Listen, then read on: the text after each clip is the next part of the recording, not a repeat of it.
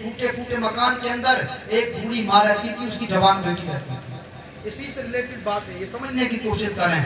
जब उसने ये ऐलान सुना तो वो जवान बेटी के दिल में मुस्तफ़ा का इश्क था, दिल मुस्तफ़ा जान रहमत पर कुर्बान थी, दीवानी थी। नबी सल्लल्लाहु अलैहि वसल्लम की माँ से कहने लगी, ऐ अम्मी जान, मैं चाहती हूँ कि नबी का मीलाद आज महल में मनाया जाएगा। अम्मी जान चलो ना, नबी का मीलाद सुनने के लिए चलते हैं, मुस्तफ़ा के जलसे में चलते हैं। तो बूढ़ी माँ कहने लगी, ठीक है बेटी चलेंगे। दोनों माँ बेटी घर से निकली और महल की तरफ रवाना हुई। जब महल की तरफ रवाना हुई हैं तो महल के पास पहुँचती हैं। महल के करीब दरवाजे पर जो दरबान खड़े हुए हैं, जैसे ही अंदर दाखिल होती हैं रोक लेते हैं और दरबान कहते हैं, कहाँ जा रही हो, कहाँ जा रही हो? तो माँ आवाज देती है और बयान करके बताती है कि हमने ऐलान सुना था, हमने इस बात को सुना था कि आज बादशाह के महल में नबी का मीलाद मनाया जाएगा, हम नबी का मीलाद सुनने।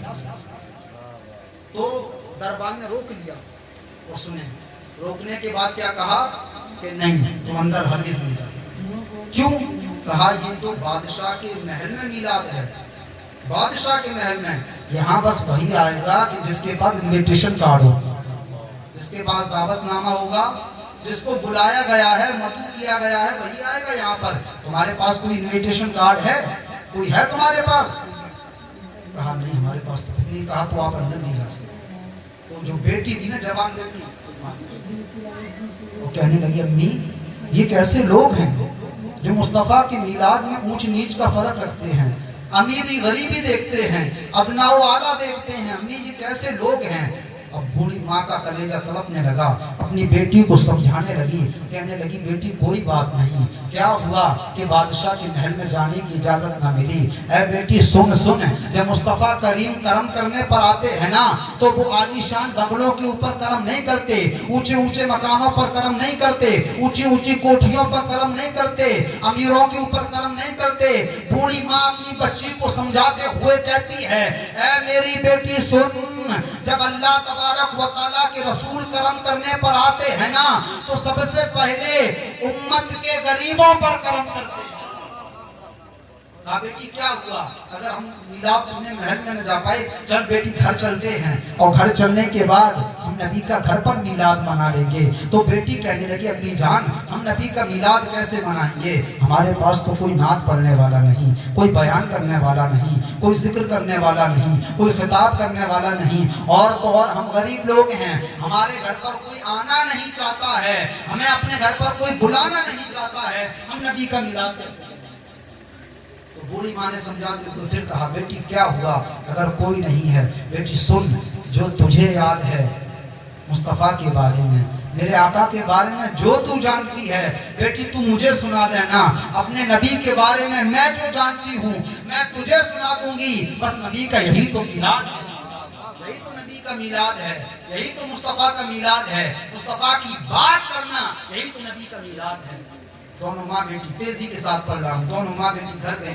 घर जाने के बाद खूबसूरत सा एक चादर बिछाया, बड़ी खुशबू लगाई, उसको मुअत्तर किया, और जब माँ बेटी पढ़ना शुरू किया, बेटी पढ़ रही है, माँ सुन रही है, माँ पढ़ रही है, बेटी सुन रही है, दोनों माँ बेटी पढ़ते रही। ऐसे ही वक्त गुजरता गया, रात का एक हिस्सा गुजर गया, रात का दूसरा पहर गुजर गया। जब वो सहरी का वक्त आता है ना, सहरी का जो वक्त होता है, उस वक्त में बूढ़ी माँ ने बेटी से कहा, बेटी सुन, अब मुझे वुजू करना है, वुजू करने के लिए एक लोटा मेरे लिए पानी लिया बाहर से। तो बेटी उठी है और उठने के बाद लोटे को उठाती है और लोटा को लेकर जब बाहर दरवाजे से जाती है, तो बस जाना था कि बाहर जाने के बाद बेटी वापस वुजू के लिए लोटा पानी भरकर नहीं लाती, बल्कि बेटी की बाहर से चीख आती है और चीख आकर बेटी बेहोश होकर गिर पड़ती है। जब माँ के कानों में उस चीख की आवाज पहुंचती है, माँ का कलेजा तड़प गया।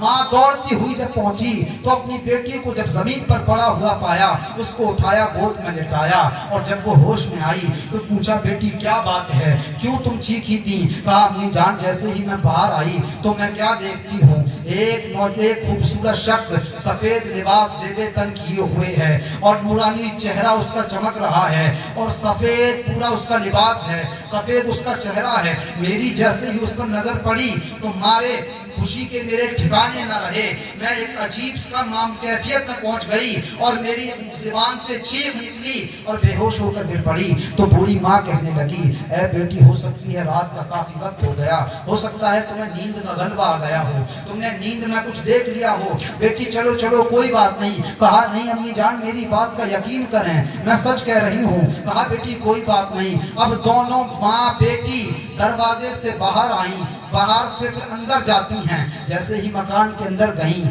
پیارے مسلمانوں اب میں آپ کو جو جملہ دینا چاہتا تھا، جہاں تک آپ کو سمجھانا چاہتا تھا وہ سمجھا چکا ہوں۔ کبھی بھی مایوس مت ہونا، کبھی بھی احساس کمتری کا شکار مت ہونا، اور پیغام سنیں، میسیج سنیں۔ میسیج یہ ہے کہ جب وہ بوڑھی ماں اپنی گردن کو گھما کر پیچھے دروازے کی طرف دیکھتی ہے تو کیا دیکھتی ہے؟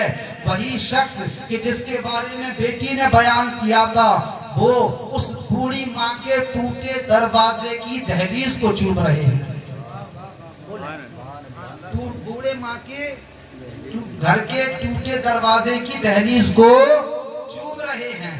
دیکھا، دیکھ کر حیران ہو گئی، پوچھا آپ کون ہیں اور ہماری دہلیز کو کیوں چوم رہے ہیں، کیوں چوم رہے ہیں؟ تو کہا اے بوڑھی ماں سنو، ہم تمہاری دہلیز کو چوم رہے ہیں تو اس میں تمہارا کمال نہیں ہے، اس دہلیز کا کمال نہیں ہے۔ کہا پھر کیا کمال ہے؟ کہا اس میلاد کا کمال ہے، جو میلاد تم ماں بیٹی مل کر بیٹھ کر منا رہی تھی، پڑھ رہی تھی۔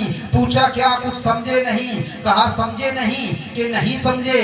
فرماتے ہیں کہ جب تم میلاد پڑھ رہی تھی اور میلاد پڑھنے کے بعد جیسے ہی تمہاری بیٹی وضو کے لیے پانی لینے کے لیے گئی تو میں نے دیکھا کہ تمہارے دروازے سے مصطفیٰ جان رحمت، سرور انبیاء، امام الانبیاء، سیاح لامکان، نازش ہر دو جہاں، کونین کے والی، پیارے آقا صلی اللہ علیہ وسلم کی سواری ابھی تمہارے مکان سے گزرتی ہوئی گئی ہے اور میں تمہاری دہلیز کو نہیں چوم رہا ہوں۔ کمال یہ ہے، برکت یہ ہے، جہاں جہاں مصطفیٰ کے مبارک قدم پڑے ہیں میں ان کے قدموں کے نشانوں کو چوم رہا ہوں۔ پوچھا آپ کون ہیں؟ فرمایا بوڑھی ماں سن لو، جسے زمانہ پیران پیر، روشن ضمیر سیدنا شیخ عبدالقادر جیلانی غوث اعظم دستگیر کے نام سے جانتا ہے، وہ کوئی اور نہیں، وہ مصطفیٰ کا بیٹا، وہ مصطفیٰ کا دیوانہ میں ہی ہوں اور میں اپنے نانا کے قدموں کے نشانوں کو چوم رہا ہوں۔